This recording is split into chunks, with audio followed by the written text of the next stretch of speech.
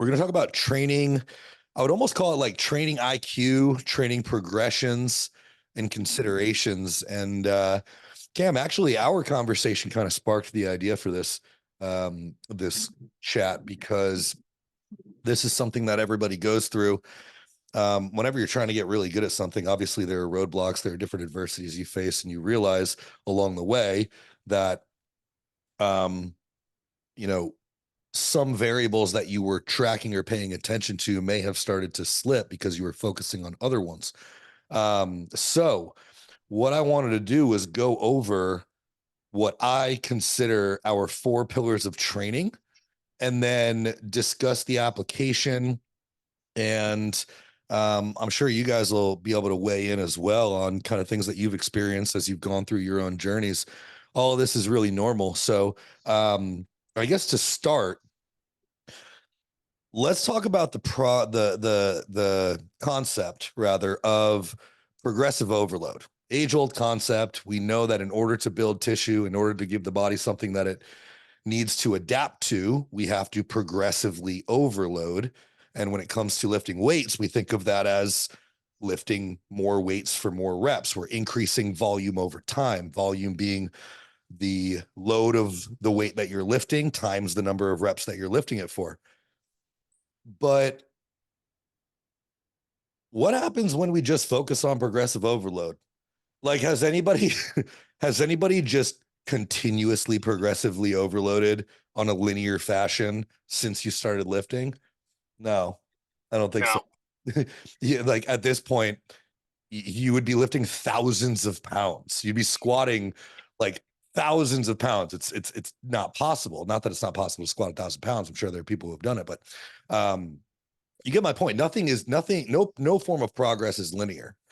And so when it comes to our training, I've developed these principles that I call our 4 pillars of training, and they're execution, intensity, intent, and progressive, what I call stimulus.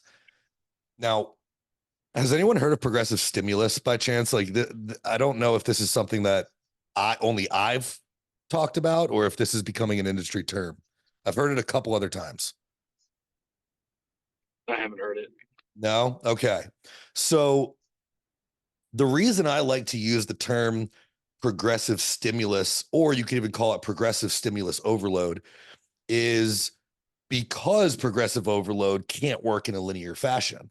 You know, say you start bench pressing, and actually there's a little bit of a post on this today as well on Instagram, but say you start bench pressing and you start at, easy math, let's say 100 pounds. Next time you go, it's 105 pounds, 110 pounds, 115 pounds. All of a sudden, 10 weeks later, you're at 200 pounds. But if you just doubled your strength, supposedly, in 10 weeks, what other variables would you guys be paying attention to that might impact that? What other variables of your training? You know, you're increasing your weight. What other variables are you paying attention to while you're going through the motions and repping that load? Intensity comes to mind first off. Yep. Intensity. It's essentially I'm paying attention to. Go ahead.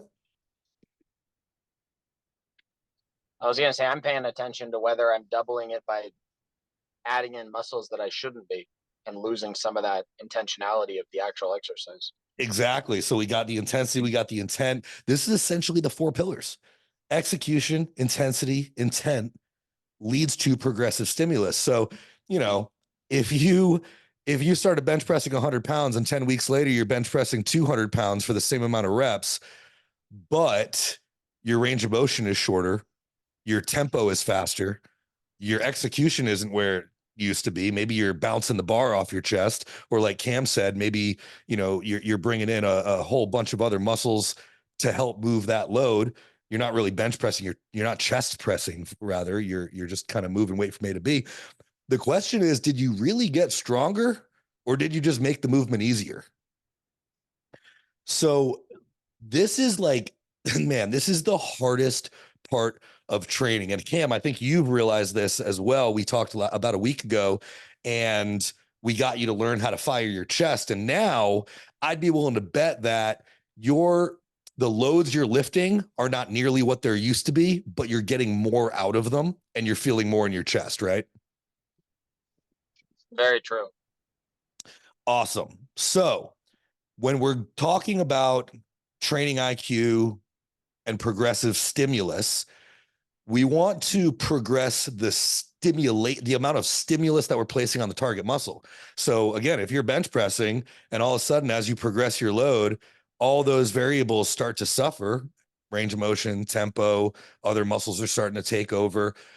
You're not progressively overloading the stimulus that you're giving to the target muscle, to the chest. You're progressively overloading something, but we're not being very intentional about it. And because of that, we're probably not growing that muscle. So as you're going through your progressions, this is where the training IQ piece comes in. You got to be paying attention to all these different variables. Are you actually getting stronger, or are you making the movement easier? Are you bringing in other muscle groups? Is the movement faster in some way? So I want to go through these real quick and just kind of dive into what each of these pillars mean to me. So execution, we'll start there. The first pillar of these four. Execution is your ability to properly execute a movement with beautiful form, clear control throughout every inch of the range of motion. And I would call that the active range of motion. The range of motion that you have active control over, that you're able to keep tension in the target muscle for. And that is one of the most important variables of your training. And you see people who can move a lot of weight, but they don't move it very pretty, and they probably don't look very good. It's also very important that you understand how your body is designed to move. So we'll use both you, Cam, and Dan as examples. You're both very quad dominant, and especially Dan being a little bit shorter, you're likely able to keep a more upright torso in a barbell squat. So your squat doesn't look like my squat. If I was going to barbell squat, I got long legs, I got long femurs and long tibias. My hips want to sit back in order for me to keep the load over the center of my base of support over my foot, my midfoot. My hips have to sit back unless I elevate my heels right. Otherwise, adjust the movement to be able to more accurately mimic a squat that looks like yours. So none of your movements are going to look like my movements. And that's why when we're assessing your movement patterns, I'm not trying to get you to move like me. I'm not trying to get you to move like anybody but you. It's based on your own anatomy. Your squat won't look like my squat. Your deadlift won't look like my deadlift. Ryan, your squat and deadlift might look a little bit more like my deadlift because you're tall as hell. You got long legs. But everybody is going to be a little bit different. So we have to understand our anatomy. We have to understand our mechanics. We have to apply physiology and execute every movement as if you're actively trying to become better training the muscle that you're targeting in that movement. So this is a lifelong journey. You're never going to have perfect execution. There's always going to be something that we can improve upon. And every single time I step in the gym, there is something that I learn about my execution that I can apply to my future training to get better at it.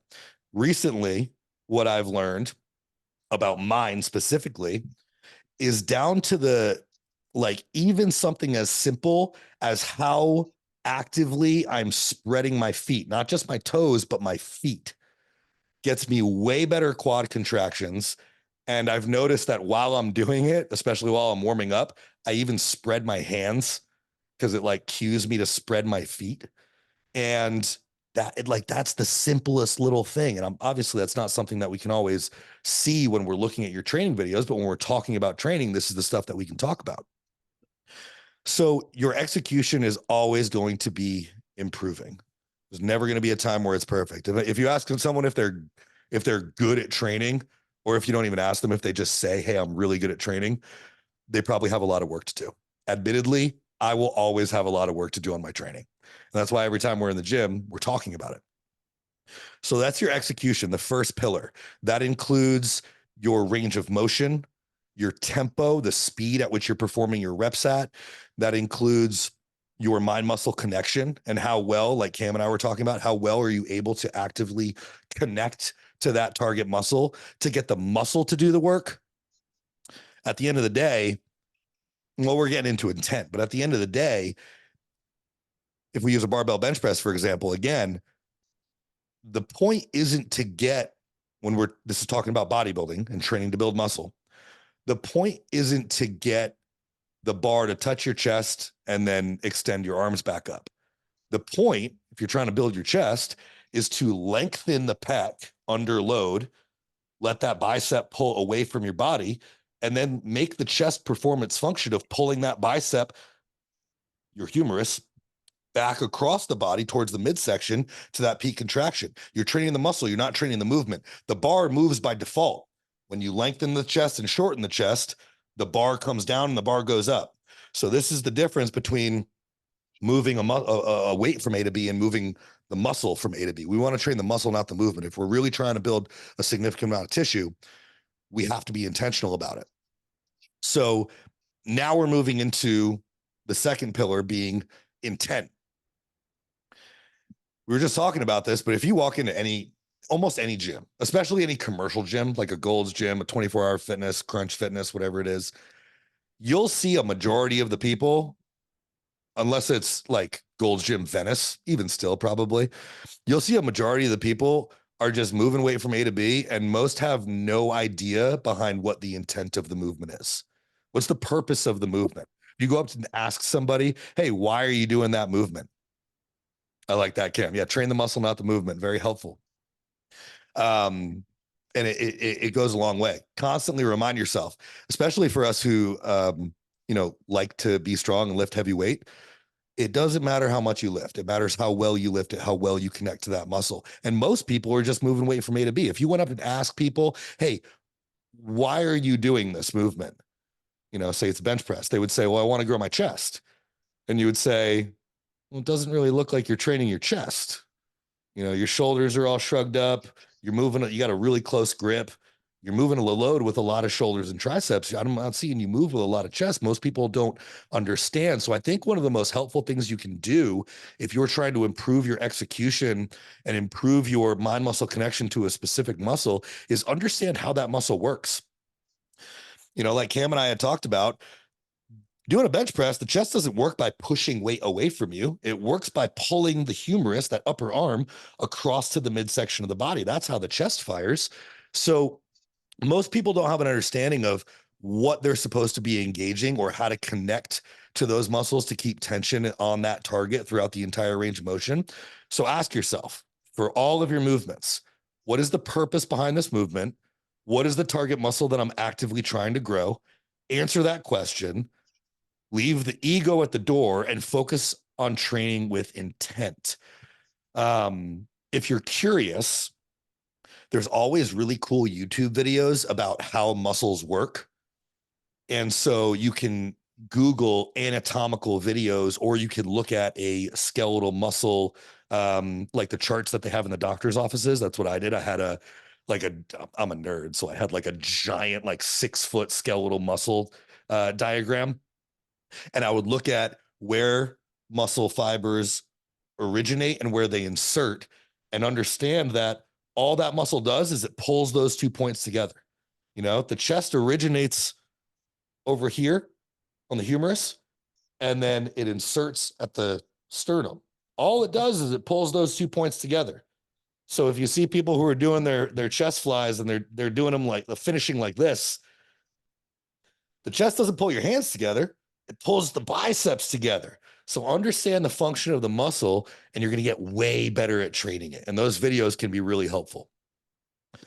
Quick question. What's a muscle group that you guys have had a hard time connecting to, or have learned how to connect to? And what was something that made sense to you? Because I think this can be really helpful when we start like talking about what we're thinking of when we're training. For me, the glute, especially on the kickbacks, Mhm. for whatever reason, I'll start to fire more of I'll feel it more in my quads, or just trying to stay stabilized than at the actual kickback. And so trying to create more of that connection. And in addition to that, supposedly some of it might be health related, in which, doctors have recommended acupuncture for that. I don't know if that helps with that, but that's one area I'm trying to go, how do I fire more effectively? Like, how do I know I'm going to have it's almost like I can't tell if I have the intent, which creates the intensity there. Mm-hmm. And I start to feel it in other parts of my body instead. Yep. And that's totally normal. I mean, a lot of what we're doing is overriding the body's natural system to move loads in ways that it understands to be most effective based on what it has been, what its experience has been. So if you're going and you're trying to learn how to not necessarily isolate, but bias a muscle that has kind of had a lot of help from other supporting muscle groups, it's going to be really hard to learn how to fire that muscle. And you're going to have to do a lot of work to learn how to get it to fire. I think another common one, or most common ones, are muscle groups that are on your backside, your posterior chain. Lats are really hard for people to fire. Glutes can be really hard for people to fire. A lot of times the hamstrings take over, the low back takes over.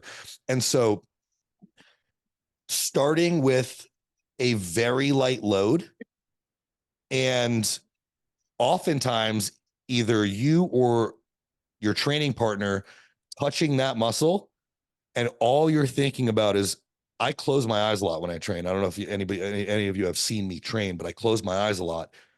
And I am trying to get inside my body and just feel where my training partner is touching, or feel the sensation that I have of that muscle, and just keep it there.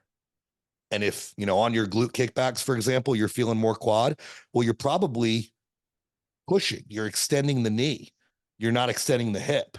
So starting with a really light load and playing around with different variations to try to find the version that helps you connect best to that is going to be the best thing that you can do. At the end of the day, Cam and I actually, we talked about this recently too. When it comes down to it, a chest press is a chest press. A squat, if a quad dominant squat is a quad dominant squat, a hip dominant squat is a hip dominant squat. So it doesn't really matter if you're doing your kickbacks on, of course, this is up to your coach's discretion to help you with this, but if you're doing a cable kickback or a machine kickback, which do you get a better connection to? And then can you transfer that improved connection over to other variations? So if, Marisol for your glute kickbacks, experiment. Cam for your bench presses. If you don't like barbell bench press and you get better contractions if you do it with a dumbbell or a machine, learn how to contract your chest or your glutes in that variation. And then you'll be able to take that connection that you've built over to different applications. So this is never going to be one size fits all. And it feels kind of funny when we're working with people and, the question is, oh, should I do this or should I do that? Should I do a barbell? Should I do a dumbbell? Should I do a Smith machine? Should I do a machine? Like, what's best? And as your coach, the answer is always, it depends, by the way, for like 99% of questions. But as your coach, my most common answer is, well, what do you get the best connection with? What do you get the best contractions with? What feels the best? Let's run that into the ground. And then when we plateau on that, we want to move on to something else. Let's see if we can transfer that skill over to a different variation. That's part of the training IQ. Is I understand what the intention of this exercise is, and I can execute that intention on a cable or on a machine, and I can figure out what works best for me. And then I can take that knowledge and my execution and how well I've been able to target that muscle, and I can apply it to different variations. And that's how your exercise library grows. And you get to learn more about what works for you and what doesn't work for you and how you can apply different things in different situations. But this is like the fun part of training for me is figuring all this stuff out and seeing what works best for me. And you can take that improved execution from finding the right variation and improving your intent. And then you can transfer it to your third pillar, which is your intensity. So now you're able to fire the muscle. You understand what it feels like.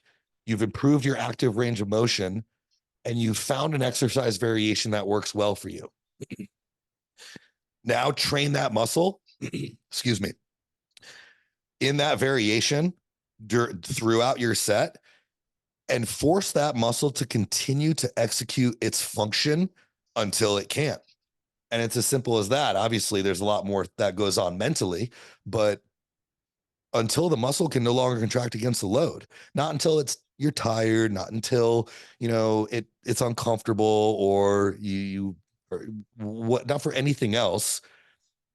Being disciplined in continuing to force that muscle to do its job over and over and over again without deviating in form, without allowing other muscles to come in and support and, basically take over. That discipline is really challenging because, of course, there's an easier way for your body to move the load, but that's not what we're trying to do. We're trying to grow that one muscle and doing that until it just can't fire anymore.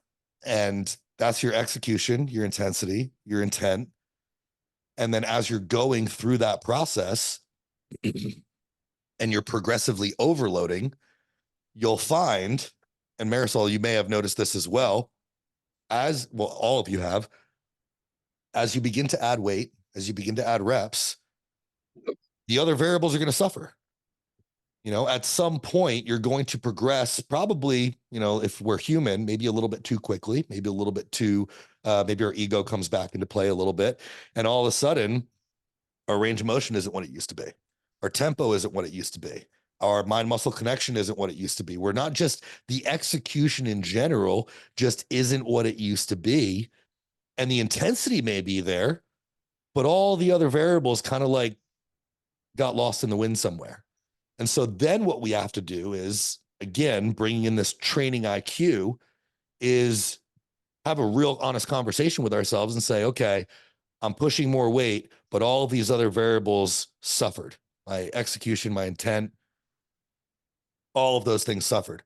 Let's take a step back with the weight, say, take one step back, bring the execution and the intent back up, and then let's take 2 steps forward. So your training is constantly going to be this 2 steps forward, 1 step back, 2 steps forward, 1 step back. Every time you start to notice that your execution, your range of motion, your tempo, your mind muscle connection, your intent, any variable of your training just isn't quite what it used to be when you started, when you first started on your program and you took that week to set a baseline and a foundation for how you want all those things to be. When you've increased weight and increased reps to the point where those just aren't there anymore, you take a step back, you recalibrate, and then you move forward from there. And that's why we can't progressively overload in a linear fashion. But if you do the same amount of reps for the same amount of weight, but you have better range of motion, better tempo, better mind muscle connection, better execution in general, well, then you're better. That's progressive stimulus. And that's why I like the term progressive stimulus over progressive overload, is because progressive overload really just refers to increasing weights and reps, not necessarily getting better at training. So here's a question for you guys. When you go into the gym, I think a lot of us have been athletes here. Almost all of us, actually. I think we've all been athletes. I think most people on our team have been athletes in a past life, or we are currently athletes. Sorry. Do you guys think of training as practice? Ooh. Weird question, right? Oh, Because if you practice something, it's impossible to not get better at it if you're intentional about your practice. So if there's 2 things that I want you to take away from this, I know Cam messaged me. One of them said, train the muscle, not the movement. But also when you go to train, make it practice. Practice your movements. When you're warming up for your sets, when you're doing your feeder sets or your feeler sets, practice contracting the muscle, practice feeling the tension in that target muscle throughout a range of motion that you want to mimic during your working sets. Like make training practice, and then you will be much less likely to fall into the ego-driven progressive overload type of situation that leads to moving more muscle, but not necessarily moving weight in a way that's conducive towards building muscle and reaching your goals.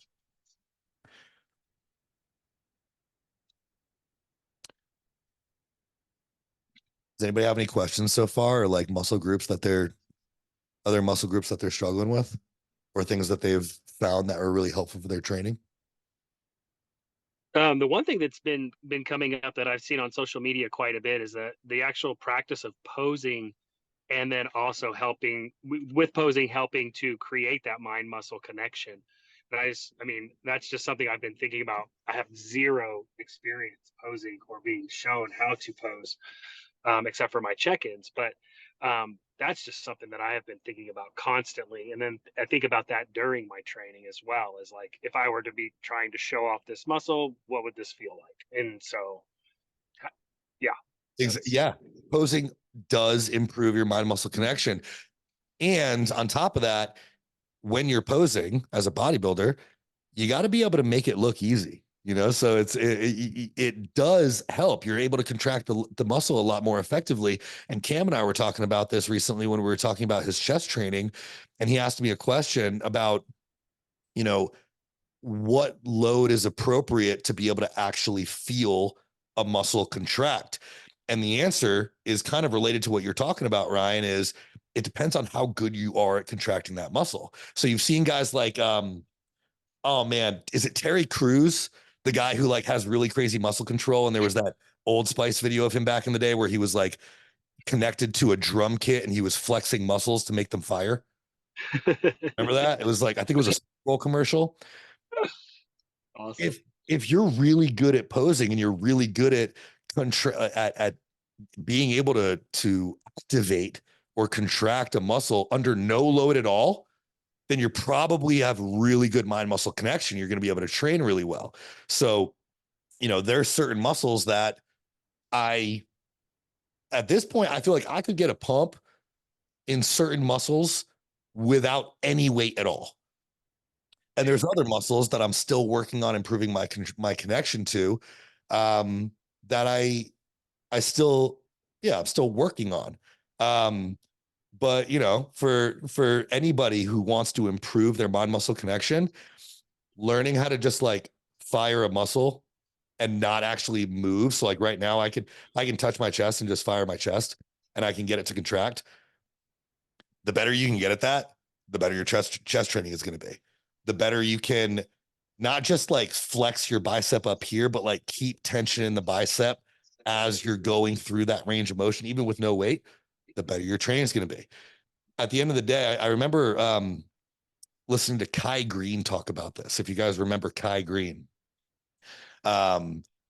he, a long time ago, I heard him talk about how the goal should be to be able to train a muscle and like even, for example, do bicep curls with the 5-pound dumbbells and get a crazy pump and a crazy work, just because you're so intentional about maintaining tension in that muscle throughout the entire range of motion that you're not needing the weight to almost force the muscle to activate or contract against the load, but you can do it yourself. So yeah, posing goes a long way. Learning how to flare your lats, learning how to activate your chest, learning how to turn your quads and your glutes and hamstrings on, especially for, you know, most of us who are competitors, being able to turn your hamstrings on is ultimately going to get you better at hamstring training. I bet Dan can confirm that. Dan, has your hamstring training gotten better since you got better at posing your back poses? Oh yeah, definitely. Definitely a lot more mind muscle connections, especially doing seated hamstring curls. Mm-hmm. Yep. Makes a big difference. And then you start to understand the function of that muscle. I can contract it when I'm just standing here without any load. So of course I can contract it under load. What's up, Drea? We're talking about the 4 pillars of training being execution, intensity, intent, and progressive overload. Talking about like improving mind muscle connection, maintaining range of motion, tempo, and mind muscle connection, and all sorts of things as we're progressively overloading. And then Ryan brought up posing and how it can improve your training.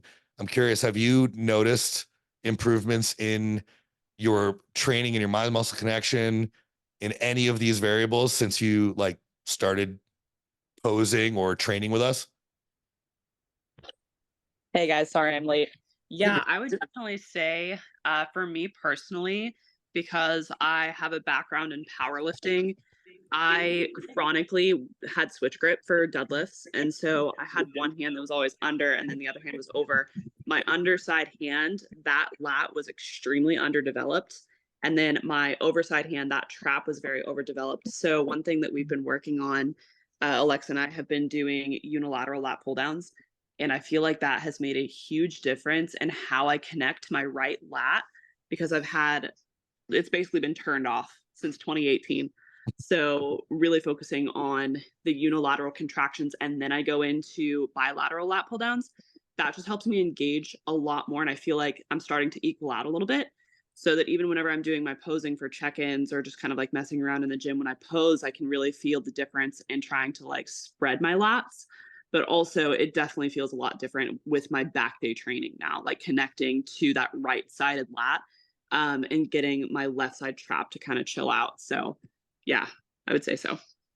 Yep, makes a big difference. And I bet you had to start that lat training, those single arm lat pull downs really, really light. And Yeah, I did. like literally like embarrassingly light. Yeah. Yeah. But it like it's a big muscle. So once you get the contraction, you know what it feels like, and you can kind of get inside your head and get inside your body, and you can just like replicate it over and over again. And you do progress pretty quickly. But I think a lot of people are afraid to like go all the way down and start light. I have people ask me that all the time. Well, if I lift less weight, aren't I gonna like not grow? Aren't I gonna get smaller? It's like, nah, man, more of the weight is going to the lat. Mm-hmm.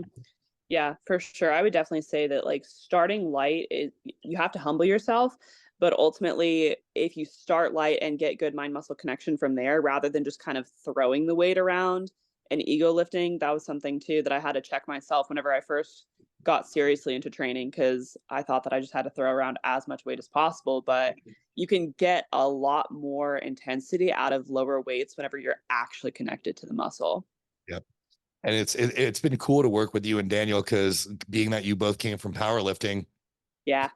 Powerlifting is about lifting the heaviest amount of weight and making it as easy as possible to move.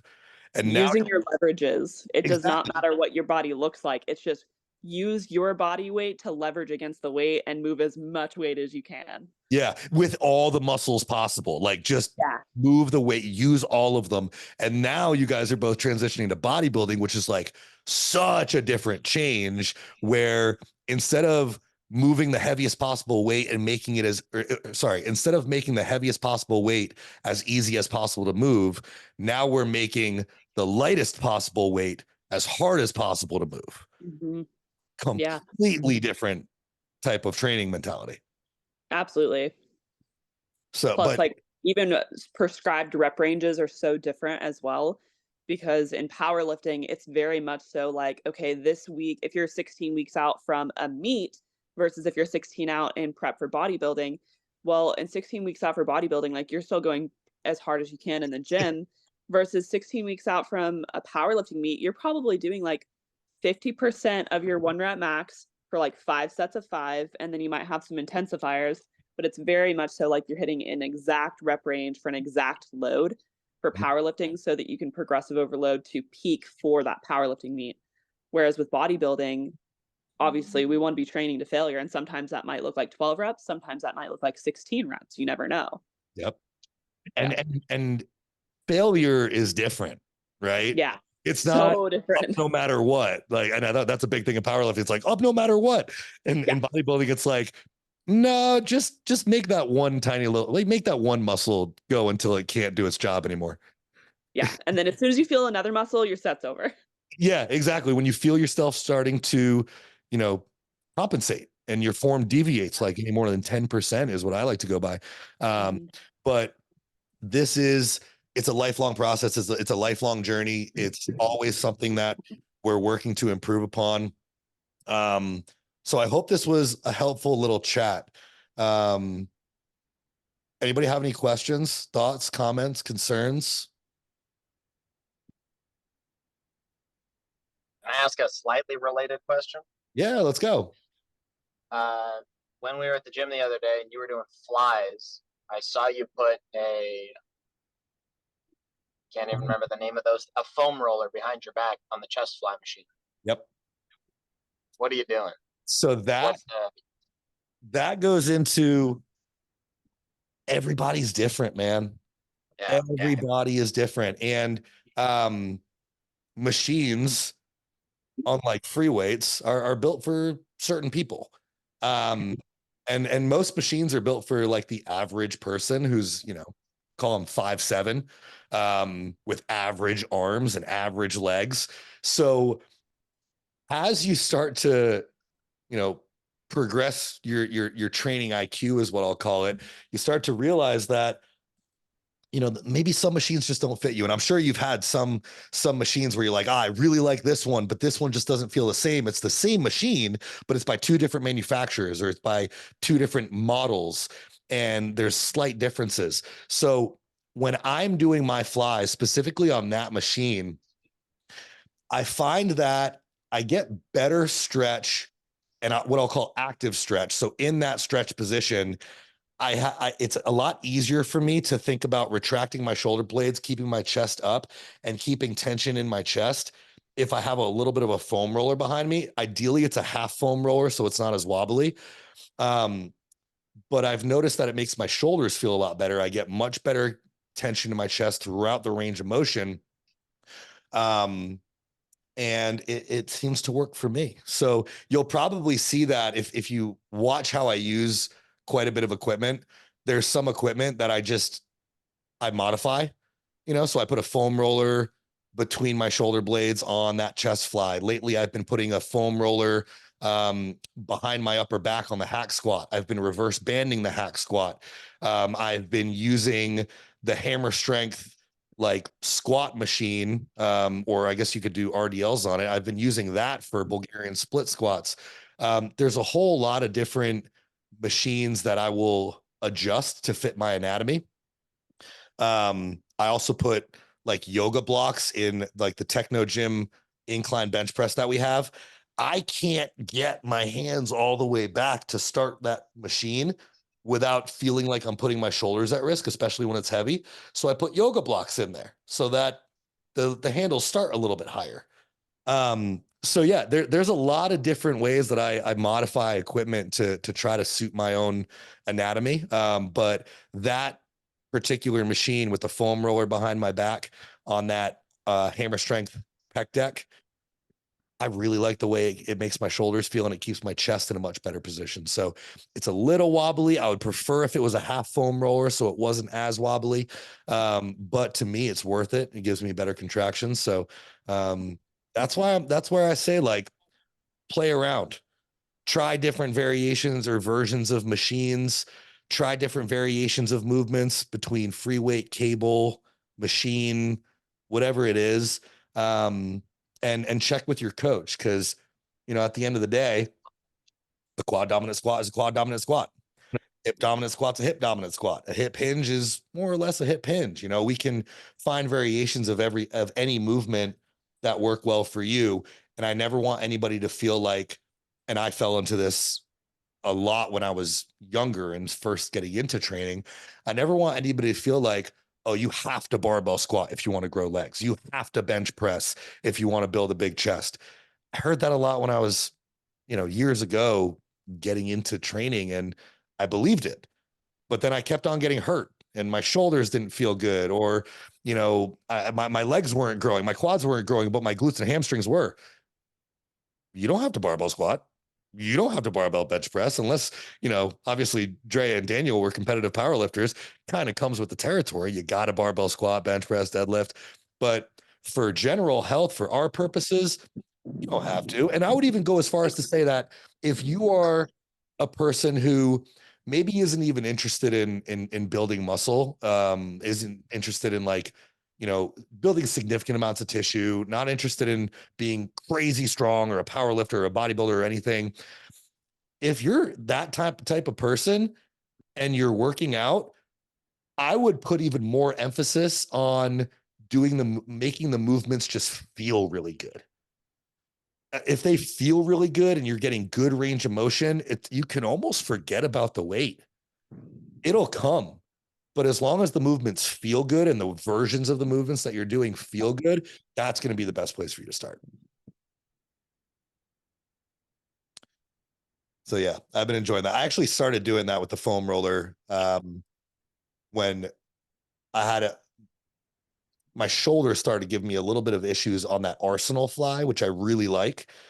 And I felt like I felt my rear delt. This is a really weird thing, but like it's something, you know, I could pay attention to, I could feel. It felt like my humerus was sitting in its socket, that upper arm shoulder socket.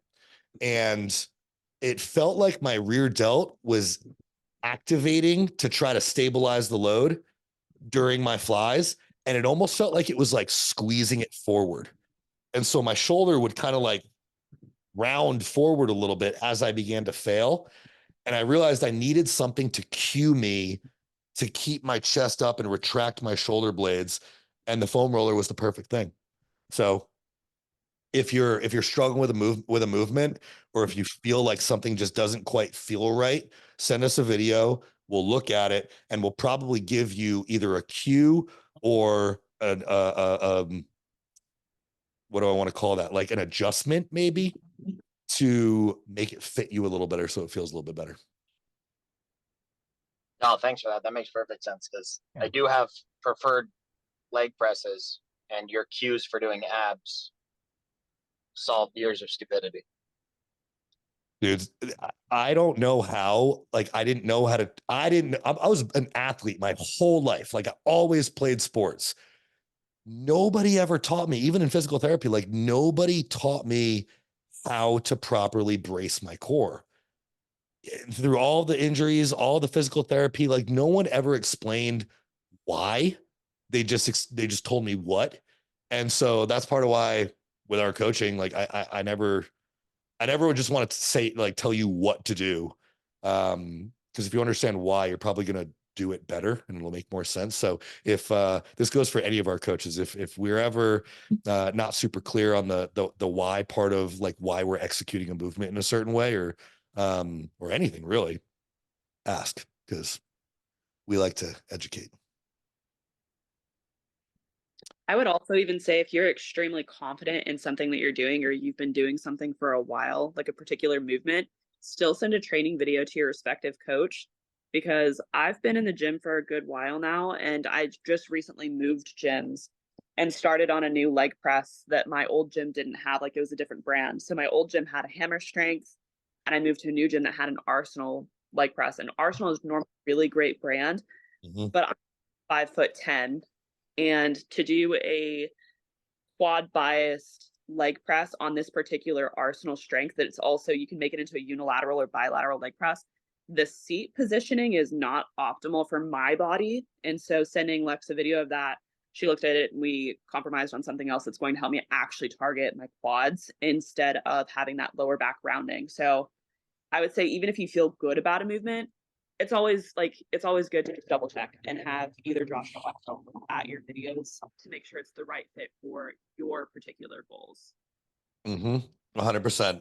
At the end of the day, there's almost never going to be something that we don't have to find or say. And the other reason we want to see your training videos is because we want to see how hard you're training.